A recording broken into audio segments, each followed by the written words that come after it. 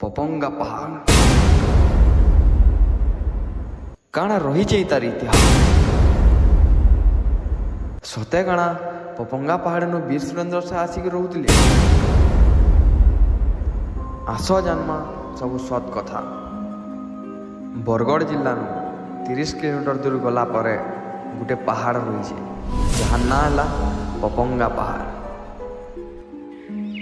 ई पहाड़ नु बहुत कथा लुकिकी अच्छे। पहाड़ पूरा उपरे बाबा बुढ़ा राजा और क्षेत्रपाल पूजा पाएसन। पहाड़ तलू प्राय 285टा पाउच चढ़ला पर प्रभु श्रीराम और महादेव मंदिर रही।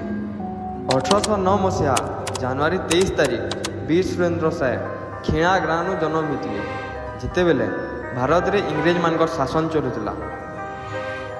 वीर सुरेंद्र साय बड़ है गोटे वीर योद्धा बनले।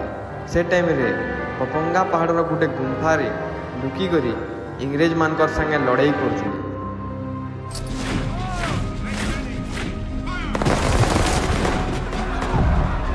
किते लोग कहसन कि पहाड़ गुंफारू संबलपुर तक सुरंग रही। यहाँ देवी पपंगा पहाड़ तले वीर सुरेंद्र साईंकर मूर्ति देखबार लगी मिलुचे। राम मंदिर रु 100 मीटर दूरे गोटे पोखरी अच्छे। सेनु कि प्रचंड खरा कले भी पोखरीर पान केभे नहीं सुखे। आउ किछि दूर गला परे गोटे पानी कुंड अच्छे।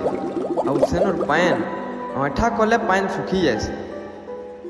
सेनुर लोग मानकर कहबार अनुसार बहुत बरस आगनु ई पहाड़ नु विभिन्न प्रकार जीव जंतु बसवास करे। पपंगा पहाड़ गोटे पिकनिक करवा जगह। शीत मासे बहुत लोग इनके भोजी करवार के आसन। भोजी करवार संगे संगे इनो बहुते बुलबार जगह मैंने भी रही। चैत मासे पपंगा पहाड़ रे गोटे महोत्सव अनुष्ठित होसी। जेन दिन की श्री बुढ़ा राजा और क्षेत्रपाल पाखर पाखर गाँ बुलबार के जासन। और राति हेले महोत्सव स्टार्ट होसी। ई महोत्सव देखबार के किते किते दूर लोग आसन।